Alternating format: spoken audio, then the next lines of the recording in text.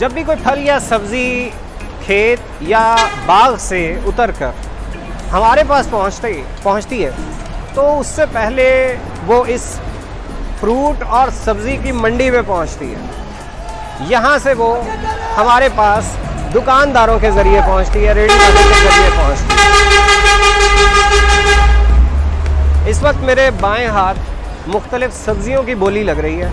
आए ज़रा आपको सुनाते हैं कि ये बोली कैसे लगती है, क्योंकि हमारे लिए इस ज़बान को समझना तो कुछ आसान नहीं है। ये हमारी आम फहम ज़बान से बिल्कुल मुख्तलिफ ज़बान है जो बोली के लिए इस्तेमाल होती है। आपके लिए इंटरेस्टिंग होगी। आइए आपको सुनाते हैं और दिखाते हैं।